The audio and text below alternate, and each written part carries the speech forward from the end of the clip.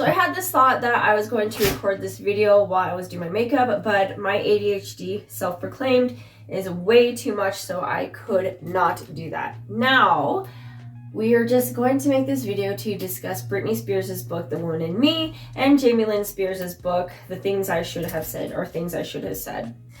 What I find really interesting is on Spotify, if you look at Britney Spears' book, it is rated about 4.5, 4.8 stars, but then you look at Jamie Lynn's, and that is about 1.8. So I can only conclude that all the Britney Spears fans reading all the stuff about Jamie Lynn, they went straight to Jamie Lynn's book without reading it or listening to it and downgrading it.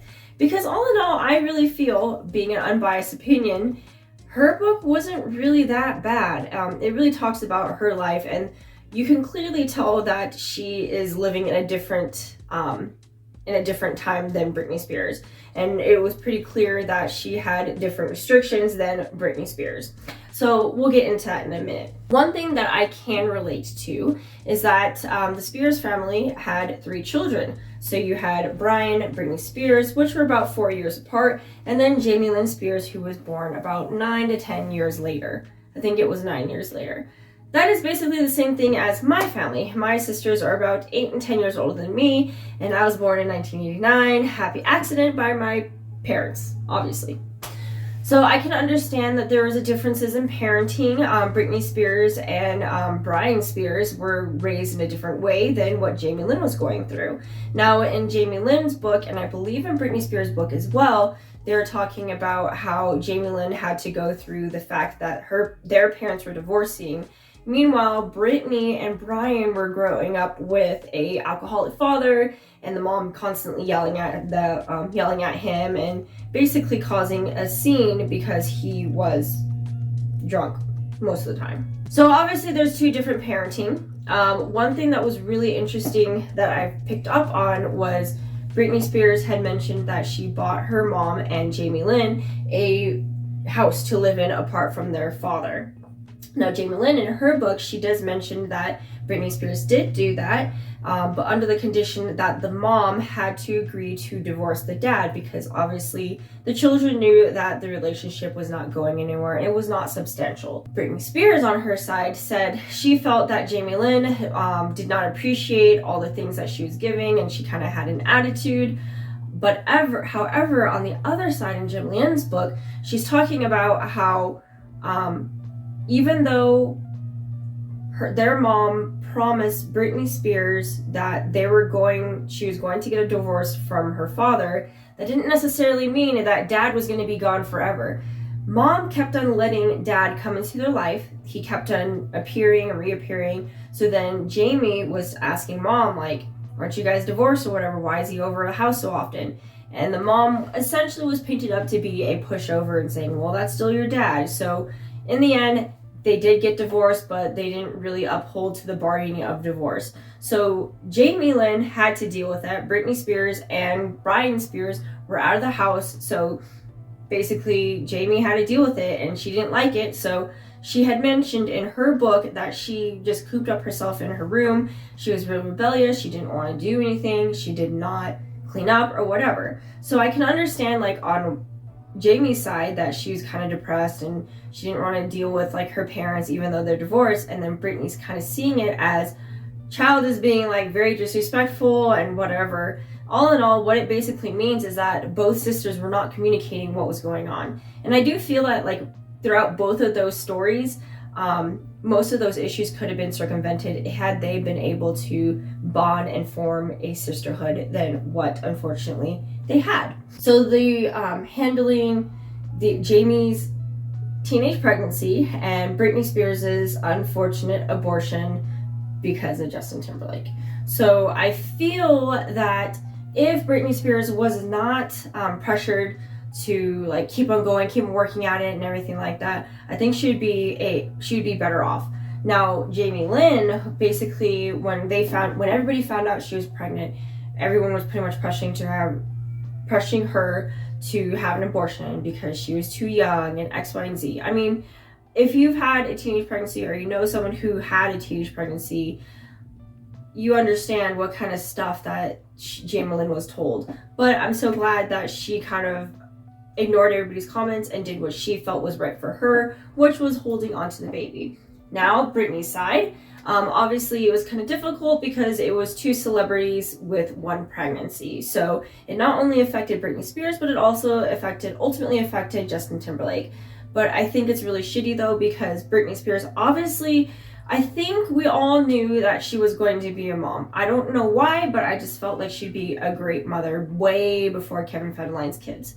But it's just really sad to hear that she was pressured to have the baby. And honestly, if she, in my mind, in an alternate universe, I feel like Britney Spears would have said, no, screw you, Justin, I'm going to have this child. And she becomes an amazing, wonderful mom. And if that were the case, I think I honestly feel that Britney Spears probably would have been better, because she would have taken the time off because she's taking care of her child, much like Jamie Lynn, because she did take some time off taking care of her child, and she's still a celebrity, you know? So I really feel that boo on Justin, because he pressured her into having an abortion even though she didn't want to. But then even going on from there, they went through a really terrible breakup, I think around the same time that she had her abortion. And he went on continuously like doing his stories. He went on to like singing and touring, becoming a solo person, meanwhile painting her like the villain. And then Britney Spears is over here trying to mend her heartbreak because she truly loved Justin Timberlake. Not saying he didn't, but still, like, men kind of are different as far as breakups go. But basically, it didn't really help her wounded heart. And then she falls in love with Kevin Federline, which boo on him as well, because he picked up, and I'm pretty sure everybody picked up on the fact that Britney Spears was heartbroken, so she needed someone to console, and unfortunately Kevin Federline was there. And now here we are. Like, I think all in all, everybody who kind of thought like, oh, Britney Spears is like, she's crazy and stuff like that, like, everything that she went through, especially what was said in her book, makes sense why she went crazy. I mean, shoot, if someone were preventing me from seeing my children, I would go crazy too. Now, the conservatorship, that was a really, really weird thing, because I think in her book, or in Britney's book, she's talking about how nobody helped her. Nobody helped her or anything like that. And Jamie was like, oh, you can just end it, whatever. Now, again, I think these are like 2 completely separate mindsets and thought processes as far as the conservatorship. Because Jamie Lynn says, like, in the beginning, she's like, oh yeah, I felt like this conservatorship was a good thing for Britney and blah, blah, blah. Like, our dad was going to, he was going to sober up for her and do it in solidarity. So honestly, that's probably how the conservatorship started, but then it ended up being really bad to the point where Britney was a cash cow for dad, because I think in both books they do mention that their dad has financial issues and drinking issues and so on and so forth. So the conservatorship might have been a good idea at the beginning, but then it quickly switched into a cash cow, and unfortunately Britney was stripped of her rights as a human being. Like, how crappy is that? There was like a lot of things that Jamie Lynn Spears talked about in her book that I was just like, I don't know about that. Oh, okay. Another one was when around the time that Justin Timberlake and Britney Spears broke up, we all know that Britney Spears and their older brother went to Las Vegas to have a good time, and Britney Spears had a shotgun marriage. Well, before all that happened, before Britney and Brian were going to take a jet out to Las Vegas, Jamie does mention that she spoke to her sister beforehand and said, like, don't go doing something crazy, don't get married, don't go and marry that guy. I think that that's a stretch. Whether that's true or not, I feel like that is such a little detail, because everybody knew what happened. Everybody knew that Britney Spears had her shotgun wedding, so what's the point of like mentioning like, oh yeah, I was the one that told her not to do it. If anything, that kind of proves that you're the one that put that in her mind, if that's the case. Like, maybe you shouldn't have said that. But all in all, I honestly feel like it's really not fair if this is true. If Britney fans, after they listened to the audiobook, after they read her book, went to Jamie Lynn's book and just downgraded it without actually reading it, I think really it's just boo on them. Like, that's not fair. You should give Jamie a chance to, hold on, I gotta sneeze. I think it's not fair to downgrade someone's book just because the sister said something else. Remember, they are two completely different individuals under the same family name, under the same family and everything. They have their own truths. If Britney's saying one thing and Jamie Lynn says another thing, obviously those are their realities. Whether they're wrong or right, it is what it is, though. They're telling their truth. So I honestly feel like there should be an equal level playing field as far as them being able to tell their stories. However, they're saying in their individual books, they are mentioning what's going on, what happened in their life, and everything like that. This is their recounting, whether they're wrong or right. So if there are people who did downgrade Jamie Lynn Spears' book without reading it, I highly encourage you to revisit it and listen to it on Spotify. It's free for premium, so it's not that bad. Plus, her book is about 5 hours read by her, and Britney Spears is 5 hours as well. So you can do it. I have faith in you. One thing that I will say about Jamie Lynn's book that I just like, it drives me nuts, is that she uses the word mama a lot. Mama. Like, it just, I don't know, for me, like, after a while, it really got annoying.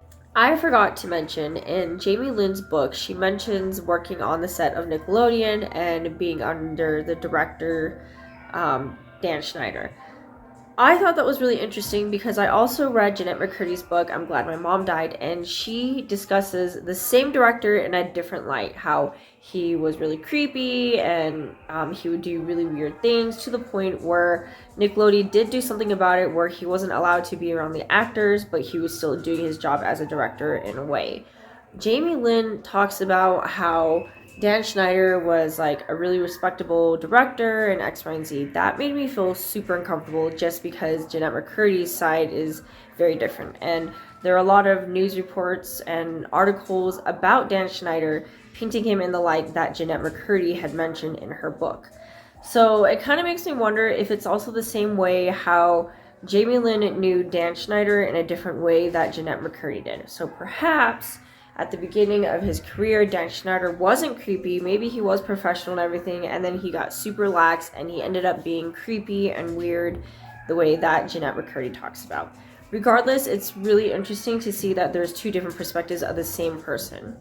I don't know. What are your thoughts?